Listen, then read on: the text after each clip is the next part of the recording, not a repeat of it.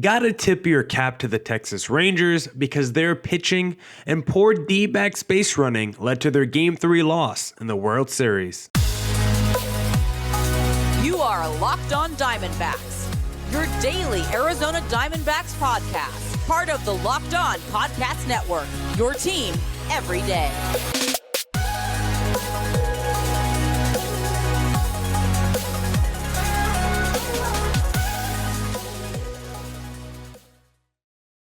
Welcome into the Locked On Diamondbacks podcast, part of the Locked On Podcast Network, your team every day. You're listening to who? Always charismatic host of this podcast, Millard Thomas. I'm a multimedia journalist and I'm a graphic designer, so please go check out my website, millardthomas24.myportfolio, to see all my latest work. Thank you for making Locked On Diamondbacks your first listen every day. I would not be able to do this podcast without you, my loyal listeners. So thank you for sharing and subscribing. Been doing this podcast since 2020. And now we get to see the D-backs in the World Series. So exciting. On today's podcast, we'll be previewing the bullpen game in segment number 3. Reasons to still be optimistic in segment number 2. But first, let's get a little sad for a second and talk about the D-backs Game 3 loss, because guys, my homie blessed me and I was able to go to the Game 3 for the Arizona Diamondbacks. I got to witness this loss in person, a fantastic experience to go to a World Series game. Wish the D-backs won, but I was still very happy to be at least in the stands to cheer on the team. And watching this from afar, I just got to say, like I said in the opener, tip your cap to this Texas Rangers pitching staff, because that was my big takeaway. I knew the Rangers were 8-0 on the road this postseason, but when I looked at the stats, I thought it was because of the offense. We talked about it on yesterday's podcast. This Rangers offense was an extra base machine on the road. Home runs, doubles. They had like 52 runs in 8 games. This Rangers offense was unbelievable on the road.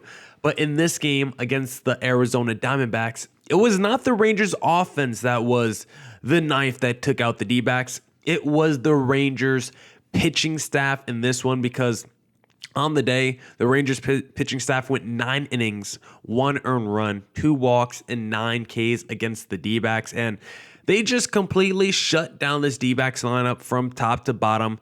Tommy Pham had a couple hits, but for the most part, no one in this D-backs team was really able to get going. And I was kind of surprised to see it, to be honest, because I was so confident in this D-backs offense heading into Game 3. I thought maybe we'll see some momentum carry over from the last game, because I really liked the pitching matchup in this one. Max Scherzer, he's old. He's a geriatric patient. I wasn't really worried about him on the mound in this Game 3 start. I thought the D-backs was going to get off to a hot start against Max Scherzer. And it looked like they were going to. They were able to get a couple hits off Scherzer early. I thought the D-backs offense was really starting to settle in against Scherzer. And I honestly felt like they were about to pop against Max Scherzer, but he left this game early due to injury. And then John Gray came in and just was absolutely fantastic. I mean, John Gray, I thought once he came in, because I was like, no, I want to see Scherzer continue to pitch. He had given up 2 hits. He walked 2 dudes. I thought Scherzer was on the precipice of cracking. I thought the D-backs were about to at least put a couple runs on the board. But then I saw John Gray come in. I was like, okay, if Scherzer's going to leave the game early, the next pitcher that I would want to see come out of the Rangers bullpen would be John Gray, because I tweeted out earlier in this game when I found out John Gray was going to start Game 4. I was like, perfect. John Gray has sucked at Chase Field in his career. 5.17 ERA in his career at Chase Field. Now we get to see him enter a big Game 3 when I feel like the D-backs offense was about to pop. And unfortunately, that didn't happen. John Gray went on to be fantastic for the Texas Rangers, pitching 3 more shutout innings. And then the next 3 guys, even a Chapman, he wasn't shut down. He was the only guy that the D-backs were able to get to. I wish they kept Chapman out there longer. But everyone else was pretty dang dominant against his D-backs, against his D-backs offense. And really, when you look at this game, the biggest pivot point from this game was in that 3rd inning or in the bottom of the 2nd inning, before Max Scherzer was taken out the game, the D-backs had an opportunity to put some runs on the board, get some things going on the bases. Christian Walker, we've been waiting for him to get going the last couple of series. He's been struggling big time this postseason. He is someone that everyone loves. You can hear the stadium. Everyone was trying to get Christian Walker going. I don't think the crowd was louder than when Christian Walker was at the plate. There's a whole rally and movement to build the confidence for Christian Walker back up. I think he felt that energy in the first inning in the bottom of the second inning, because he hit a monster ball, just missed the home run by a couple feet, just was off the wall, missed the home run by a couple feet. He's able to make it to second, and you're like, okay, D-backs got something going here. He led off the bottom of the second inning with that. Tommy Pham comes up after him.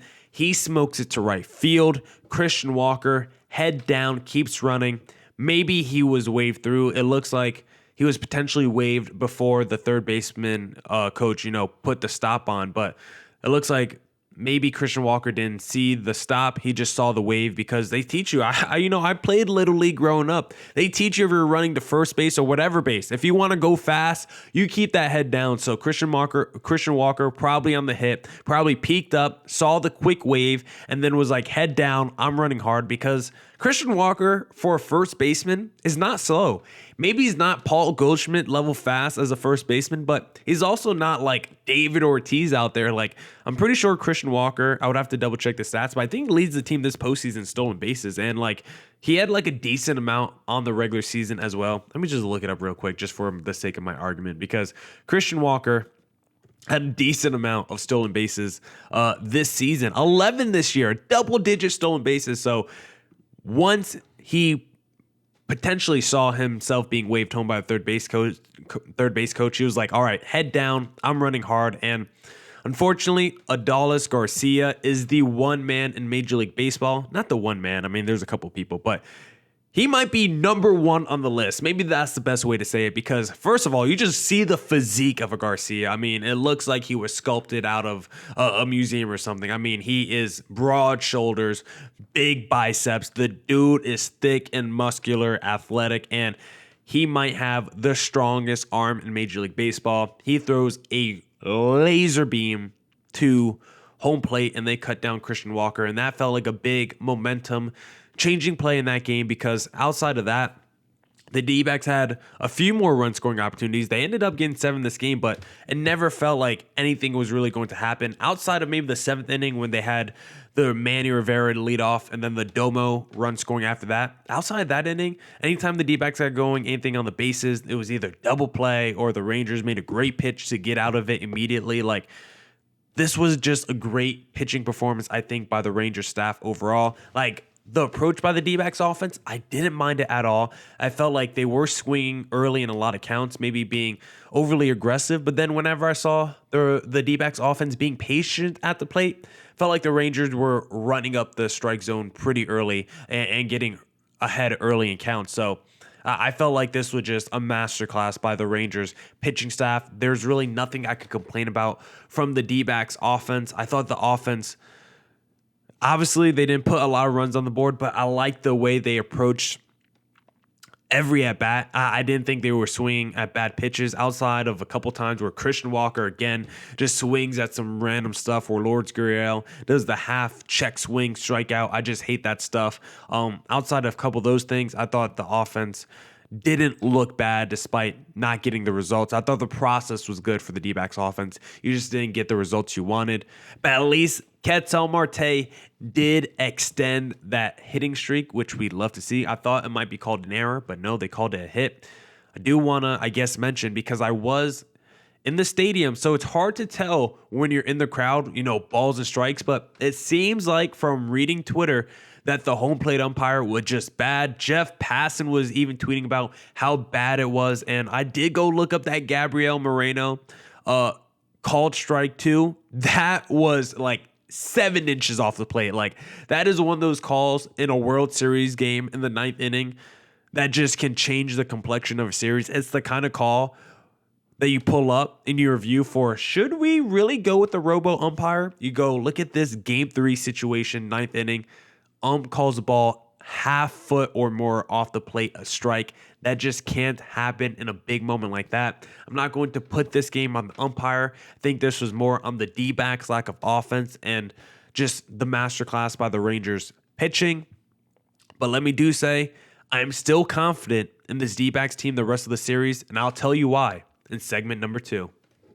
And if you're still confident in this D-backs team potentially winning the World Series, then the one place you need to go to is FanDuel Sportsbook, because score early this NFL season with FanDuel, America's #1 sportsbook. Right now, new customers get $150 in bonus bets with any winning $5 money line bet. That's $150 if your team wins. If you've been thinking about joining FanDuel, there's no better time to get in on the action. The app is so easy to use. There's a wide range of betting options, including spreads, player props, over-unders, and more. My little same game parlay didn't hit tonight, but best believe I'm going to run it again in game 4. Give me the D-backs money line. And then tonight I did 5 over and strikeouts. I won't do that in game 4, but I will probably take Marte, double, and Corbin Carroll RBI in game 4, and we'll let it ride with that. Maybe I'll sprinkle. I won't let you guys know, but I'm going to sprinkle a little something on that one, and we'll see what happens. So visit FanDuel.com/lockedon and kick off the NFL season. FanDuel, official partner of the NFL.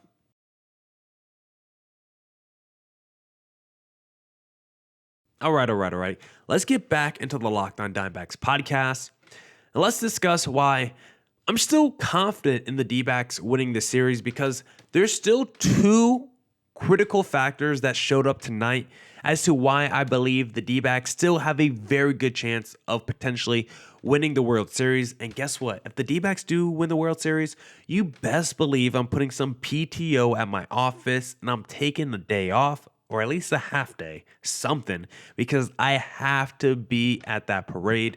Just want that to be known, just in case my bosses are listening. The first reason why the D-backs still have a good chance to win this series is because of health. We saw Adolis Garcia leave this game in the 9th inning on a swing where it looks like he might have hurt his oblique. If that is true, if Garcia has to miss any amount of time in this series, that is huge. That is a major game-changing concern. Garcia has been arguably the best player this postseason. He's on the very short list. Garcia has been an absolute stud for this Rangers team. Entering Game 3, Garcia is batting .323, 1108 OPS with 8 home runs and 22 RBIs in just 15 games. This man has been on a tear. When you go look at his NLCS stats, I think he had like 14 RBIs in just the NLCS this postseason. Like, he was phenomenal against, or excuse me, not the NLCS, the ALCS against the Houston Astros. 1 ALCS MVP, 15 RBIs in 28 at-bats. Absolutely insane. This is the dude with Corey Seager, who I am afraid of the most. That 1A, 1B combination in that lineup, fearful. The fact that it's a lefty-righty combination, it's like there's no way you could just put in like a reliever to pitch back-to-back to them. Like if they're both righties, you can't just throw in another righty out there.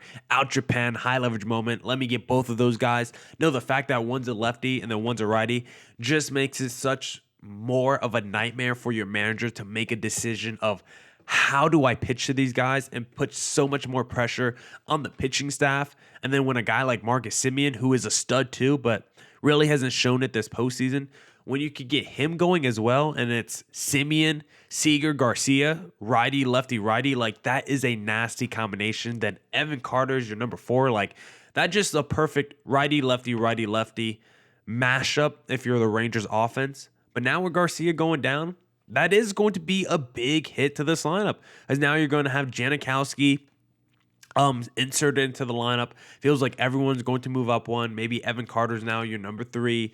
I don't know how the rest of the lineup will shake up. I mean, the Rangers lineup is pretty deep overall, so they're still going to have very good options to throw up there at the plate. But Garcia is one of the most fearful dudes right now to watch on the planet. And whenever he's at the plate, I'm like, should we pitch to this guy? It's the same questions I had with Bryce Harper and the Kyle Schwarbers. Like him, like seeing Garcia and Seager in that lineup, pretty close to each other is very reminiscent of what we just went through with the Phillies. Like seeing basically Simeon, Seager, and Garcia feels like going against the Schwarber, Turner, Harper of the middle of the Phillies lineup. And that was so hard to get through. And now seeing Garcia goes down just adds a little bit more hope for the D-backs in this series. He's so good. I think he's truly one of the most underrated players in Major League Baseball, even if you don't talk about what he's done this postseason. I mean, Garcia has been an all-star 2 of the last 3 seasons. Garcia this past season, over 800 OPS,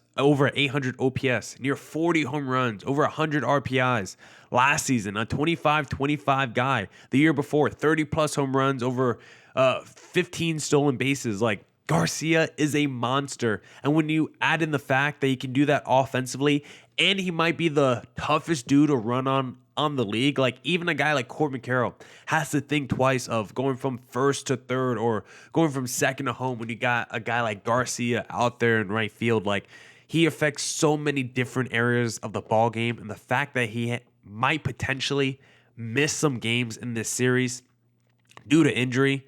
Obliques are not easy. That is something you're going to feel every time you swing. That is a pain management thing. That is a tolerance thing. And for Garcia, he's a tough guy, but even if you're the toughest man in the world, sometimes an injury can still take you out. So you never want to see anyone get hurt. You always want player competition at their very best, but that could be a major break for the D-backs. And then the other major break for the D-backs that we saw coming out of Game 3, Scherzer leaving the game was also very important for this D-backs team because now it's a question mark for the rest of the series. Will we get Scherzer back in a potential Game 7 if we get there? That's a major question mark. It's not like this Rangers rotation was super deep after the Jordan Montgomerys. Like, you kind of already needed the Scherzers and the John Grays because they were coming back from injury. And then the fact that Scherzer left early, it meant John Gray had to come in and pitch. He was scheduled to be the Game 4 starter for the Texas Rangers. So now the Rangers dipped into their bullpen a little bit earlier than they probably wanted to in Game 3. Now they're going to have to go with a potential bullpen game in Game 4, which we'll talk about in segment number 3. D-backs 1, 2, 3 in the rotation is locked in. I feel better about their plan with the bullpen right now. I feel like if this series goes on, it just works in the D-backs' favor from a health perspective and just how the pitching shakes up overall from the usage of the bullpen and the rotation. I just think it's cleaner to see the plan and the structure for the D-backs as we get to games 4, 5, 6, and 7. And if this series actually goes back to Texas, I actually think that can help the D-backs considering this Rangers team has been worse at home this season. So I do like this D-backs team still for the rest of the series. I'm still very confident in this D-backs team. I'm still very optimistic. The health is now a question mark for this Rangers team, both in their rotation and their lineup. And with the D-backs being the healthier squad right now, sometimes that makes all the difference in a championship stage. And we'll see how this D-backs offense can respond in a big bullpen game, which we're going to discuss in segment number 3.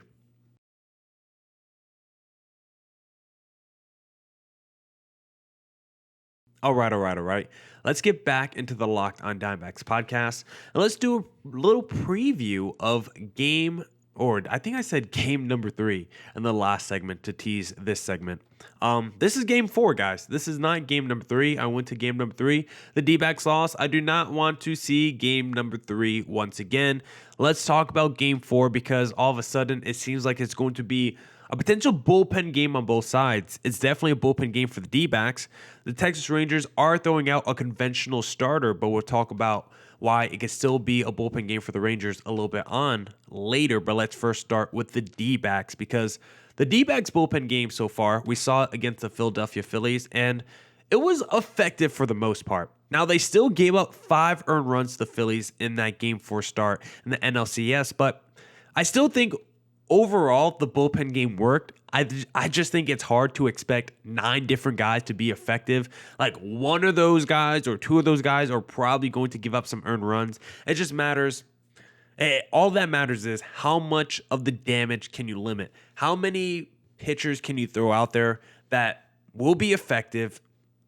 And maybe a couple guys can extend some innings because we did see the D-backs, dip into their bullpen a little bit tonight, but thankfully they didn't have to use any of their go-to guys. You still saved the Thompsons, the Seawalds, the Ginkles, and the Mantaplies, so that's who is definitely locked in to go in game number 4. Mantiply is starting, and then in the 6th inning, you're definitely starting with Thompson, then Ginkle, you're definitely going Thompson around the 6th inning, but then you want Ginkle 8th, Seawald 9th, maybe Ginkle even comes in the 7th inning, starts off a little bit early, but the real question mark for the D-backs in game number 4 is how do you get through innings 2 through 5 with a lead? Because I feel pretty confident with what we've seen from Joe Mantiply this postseason that he can take down the top of the lineup, at least in the 1st inning. I mean, Mantiply has even done that in the regular season when the D-backs have done their little opener bullpen games.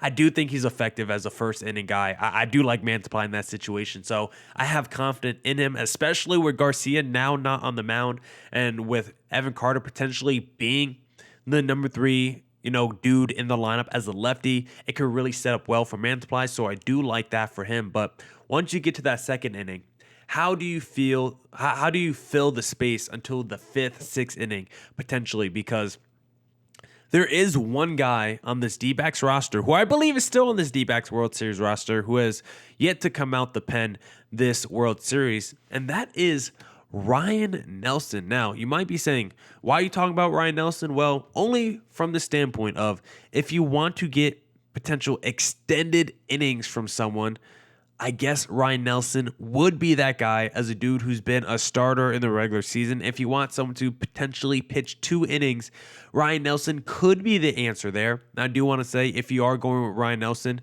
you better be praying on your hands and on your knees because Ryan Nelson will probably get shelled by this Rangers offense, and he's probably not going to be Toy Lavelle's first decision out the pen for the 2nd inning. But I just want to throw his name out there as a just in case break glass in case of emergency. If you really want to go with someone that could potentially give you extended innings, I just think Ryan Nelson should probably be last in your power ranking of dudes you would want out the bullpen. So let's talk about some realistic options because Sal Frank only made 7 pitches, so I wouldn't be too surprised if he still came out in a high leverage moment against a lefty. He does make a lot of appearances. His appearances usually aren't that extended, so even though it feels like we've seen him a lot this postseason, they're never that long of outings, so maybe Torey Lovullo would still use him again in a Game 4. Same with the Miguel Castro. Miguel Castro has only made 2 appearances since October 21st, so he might be okay to go in back-to-back games. We'll see. Cal Nelson, he's only made 2 appearances since October 20th, and I love Kyle Nelson. I thought he looked pretty good tonight against the Texas Rangers. I wouldn't mind seeing a Kyle Nelson tomorrow against the Texas Rangers because I do think he's effective, and he gave up no hits and no walks against his Rangers offense. I wouldn't mind seeing him out there once again in Game 4. So I wouldn't be surprised if the D-backs and Torey Lovullo goes with some kind of combination of Sal Frank, Miguel Castro, and Kyle Nelson to get you through those 2 through 5 innings. And then you give it to Thompson, Ginkle, and Seawald to hopefully take you home with a lead. I know the Rangers starting Andrew Heaney tomorrow. He's made 28 starts this regular season, and he was solid for the Texas Rangers as like their number 4 starter in their rotation, their back-end starter. I don't even know where he was in their rotation, but back-end starter. And this postseason, he's given up 4 earned runs over 7 innings pitched. He has made 2 starts, then 2 appearances out the pen, and he's been better out the pen than he has been in the rotation. And we actually saw Andrew Heaney out the pen already once this series. That's why I think it could be a potential bullpen game for the Texas Rangers because Andrew Heaney already came out the pen in Game 2, so I don't imagine he's going to go out there and pitch like another 5 or 6 innings. Like that just doesn't feel realistic with how we've seen pitching set up in modern baseball. So Andrew Heaney will probably go like 3 innings at the max 4, but I doubt that. I expect like 3 2/3 potentially for Andrew Heaney. He's a decent pitcher. He's a fastball, slider, changeup type of pitcher. Slider is his put away pitch, but hitters do damage against that changeup, so that's going to be the pitch that the D-backs have to look out for. I'm looking at a guy like Christian Walker just to hopefully keep the momentum going with the lefty on the mound. He did a good job of getting a big double. But next time, let's get that home run, Christian Walker, and let's put a run on the board because no one loves a nice solo shot more than a Christian Walker. So let's do that against Andrew Heaney in Game 4, and let's tie up the series 2-2. And then let's go get a Game 5 victory and go back to Texas and close it out. Now that's it for this edition of the Locked On Diamondbacks podcast. Come back tomorrow for more Diamondbacks news coverage insight. Thank you for making Locked On Diamondbacks your first listen every day. Don't forget to catch every D-backs pitch on their hometown broadcast when you download the Sirius XM app and search up Diamondbacks. And as always, stay safe, stay healthy. Doses.